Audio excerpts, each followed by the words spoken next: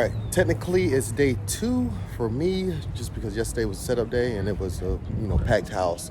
But today is Saturday, day 1 of Tinley. Let's go inside, check it out, and let's see how this one goes.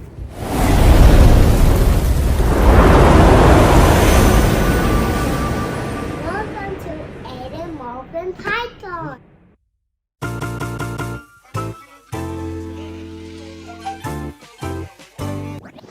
Switch it up.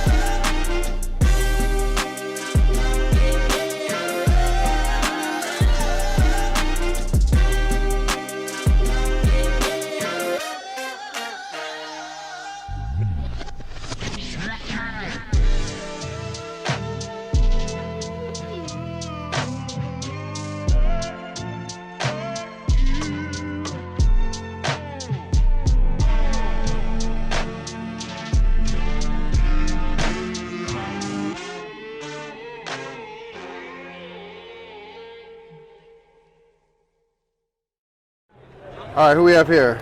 I'm Chris. I'm with Style LLC. Why not reptiles? How's it going, Chris? All right, what you holding? So we got a Leachianus gecko. This is one from our high color line here. Your Leachianus geckos are home to New Caledonia. They are our largest living gecko species that we have, and personally one of my favorite reptiles to work with. As you can see when you take a look at our table, that's our primary focus here. Sorry, I got too high. No, you're good. I only got one hand. No, you're good, bro. Okay, and then so how big does these get? I see you have some larger ones. Yeah, here. so locality based.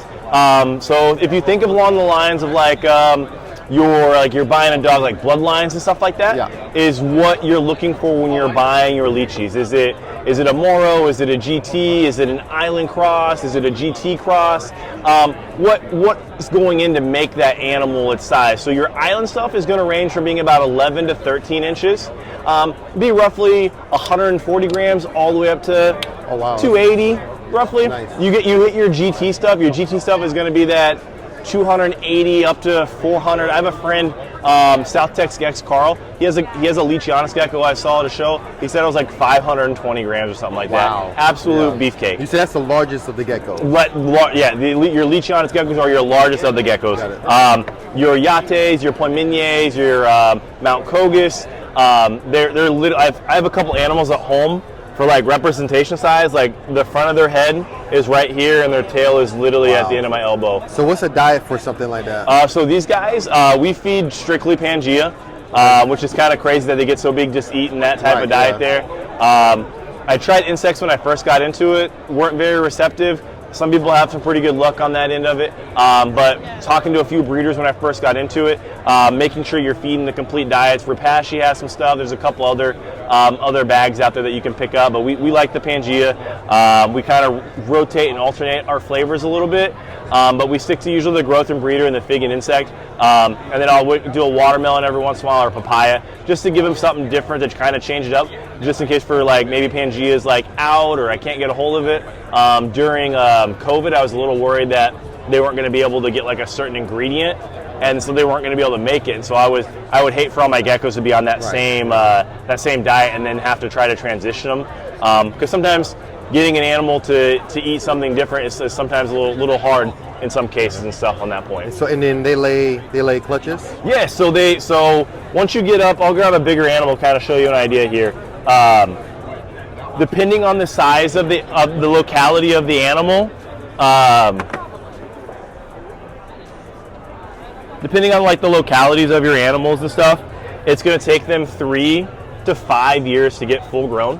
And then in that time, your females are usually going to start laying some duds to show that they're kind of getting ready for that breeding process. So knowing what your locality and what you're working with, because you don't want to breed a female or a male too soon, as they can, when in the pairing process, they can be kind of aggressive to each other. That makes it a little bit more challenging. So you need that maturity. Yeah, so you need that maturity, and then just being able to understand and kind of read your geckos. And everybody has their own little process that they go through on pairing things up. We all do something maybe a little bit different. But I feel our process that we do works out really well for us. We have a really high success rate. Like anything else, everybody has, what is it, 50 ways to skin a cat or something? Right, exactly. No, definitely. So this is breeding size. So this male here, if he's at the show, if he doesn't go home this fall, he's gonna be locked into one of our breeders. She's getting close. She probably has another year. She's starting to lay duds on that part of it. But they're gonna, depending on your GTs, your bigger Leachianus geckos, they're gonna lay anywhere from maybe 3 to 5 times a year. Wow. So usually what's the average clutch size for that? Usually 2 eggs is what you're gonna get. So sometimes you'll get 1. But usually 2 eggs is what you're looking at. But then I have smaller island geckos. They'll lay 6 to 8 times a year. Oh, wow. So just your smaller geckos usually lay a little more frequently. Your larger geckos are going to lay a little bit less, and that's just kind of been just how their bodies are, and kind of then you can kind of see it driven home in kind of like the price point. Leachianus geckos are becoming a little slowly more and more popular. If you take a look at Morph Market, when I first got into them, that was about 6 years ago. There was about 65 or so on there. I haven't looked the last couple weeks, but last time I looked, there was about 940 Leachianus geckos on there for sale. So that number has climbed a lot, which is good. Absolutely. You want people interested in the hobby and the types of geckos you're working, the animals you're working with, and just seeing the growth kind of take place is really neat and important. So, yeah. Awesome. And then so this type of environment is what they thrive in? So tank? So okay, that's a really good question there too. So starting out, so we'll start from a baby and work our way up. Our babies all the way up until about that 25, 30 gram mark. We like to keep them in a 6-quart tote. They like, overall, as you're moving upside, they like smaller environments better than that large. They eat better, they grow faster. It seems kind of like reverse. You want to make sure you give something enough room. But they like the 6-quart tote. Then we'll usually go up maybe like a 12-quart. We'll move to then like a 12 by 12 by 12 so cube. you want to expand the enclosure as they grow. For them. And sometimes like I've expanded enclosures and that animal's not been like, it's been at that 30 gram mark, but then like the first couple feedings, it's a little new environment, but like feeding 3 and 4, I should see a good response from.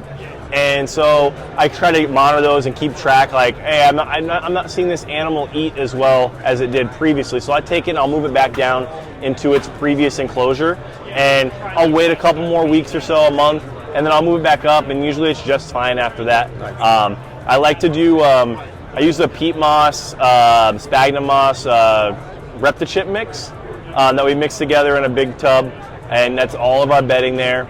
For my cork that I use, I don't use any solid rounds. I use halves and flats for just the simple fact. For the simple fact that they can be cage aggressive. They are territorial, and then when I got into breeding them. They are aggressive in the breeding process, so knowing what's okay and what's not okay. But I didn't want a female or a male to be up in like a cork round and then be injured or hurt and go like, how do I get this gecko out of here without hurting it? And so I started doing just the halves. And then I'm like, well, I'm already doing them here. Let me do it in my whole collection then. And I think that helps immensely. With their, it doesn't give them a place that they can go to that you can't reach them. So every time I get into their enclosure, there is a Black Explorer outside in the vendor lot, the gravel lot, Ohio plates KGS 8206. Your alarm is going off. Black Explorer outside with a white trailer. Battery's gonna die. Yeah. KGS 8206. Your alarm's going I don't think I would know my license plate number if somebody read it off. But with the cork rounds, when I do the half and flat, there's a place that when I open up their enclosure, I can access their whole enclosure, and so I think that takes away that fear, that fight-flight response of wanting to be aggressive in that nature because they're just so used to that that kind of takes place. And I love going down in our gecko room and looking at the babies, looking at the adults, and so working with them and kind of socializing on that point with them. So, awesome. Yeah. Awesome. Well, I really appreciate it. If someone wanted to get a hold of you, what's the best way? I'd say the quickest way, if you jump to our website, whynotreptiles.com. That's the quickest way. You'll see all of our links there. If you're on Instagram, though, it's Epic Style LLC is where you'd find us there on Instagram. And then in our link tree right there has all of our places you can find stuff about us. Give us a follow back. Feel free to reach out if you have any questions about geckos or any reptiles. I love talking reptiles, so appreciate you stopping by and doing this video. Thanks so much. Yeah, appreciate it. Thank you. Oh yeah, I think Kyle did. I think they might have been answering. So I can promote the brand. Yeah. XL. Yeah, I think it is. Oh yeah. This is Super OD Yellow Belly nice, Fire Head Zebra. This is what I was trying to make in a visual. Do you have OD and visual zebra yet? I have OD. What's that one I have again? OD Yellow Belly. This They is look Super like OD it, but- Yellow Belly Fire Head Zebra. Oh really? Like a scrambler. Yeah. There's some other heads I made there. You can see some of the visual stuff in it, in the heads.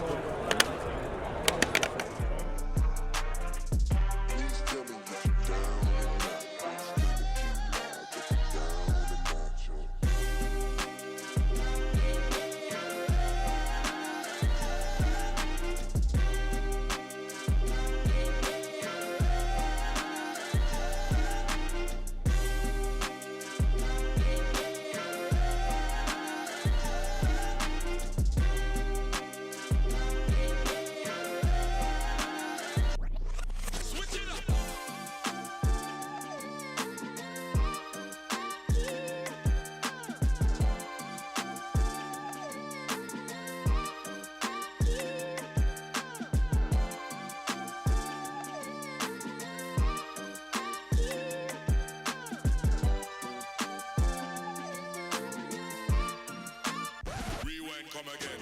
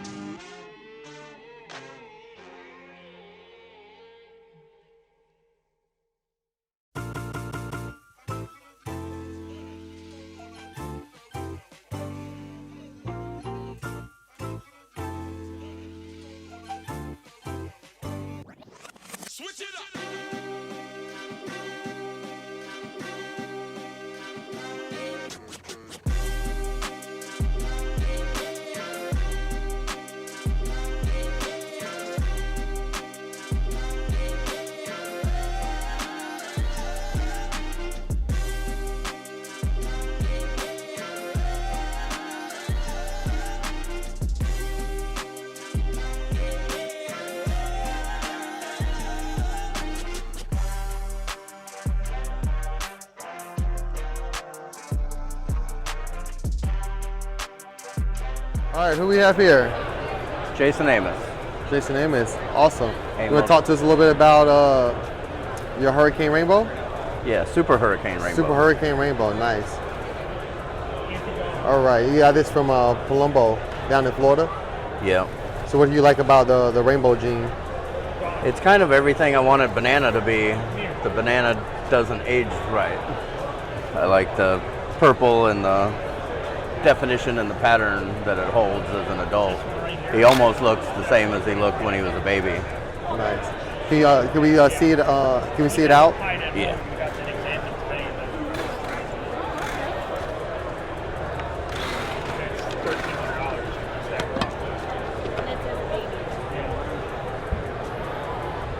Wow. I hope the camera can really pick up how it looks. The yellows and the purples are amazing in it.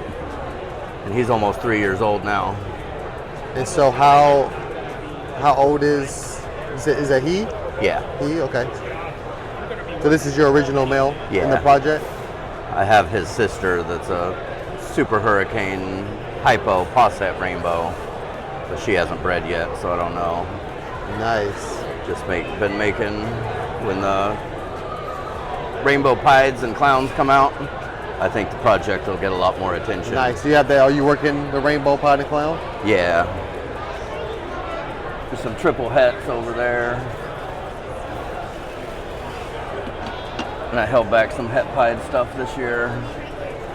Hypo, rainbow pied. Nice. But all the Hurricane from this line is super nice. Nice. And so if anyone wants to get a hold of you, what's the best way to do that? Facebook or Instagram or on Morph Market. Perfect. Awesome. Thank you. Thank you. I think I'm TSK. It's too late. Can't waste a hypo double head TG. Nothing, I don't think female. I gotta. You might want to get out of business now then. Huh? You might want to get out of business now then. Why? You're TSK. No, not at all. TSK? Black example. Black example.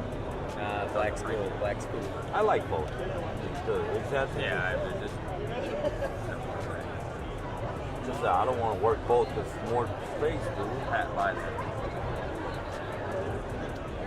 Somebody bought the one you wanted. Really? Did you buy that one? What, did they buy it in Atlanta? Yeah. That was a nice look. Walker. It was a good animal.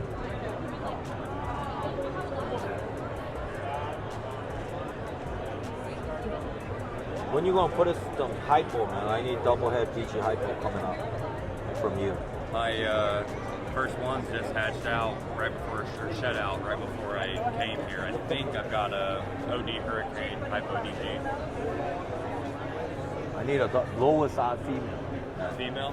Lowest odd. Dear to my heart, it's an item I love. However, these people lost a lot more than the damage I had. So be generous.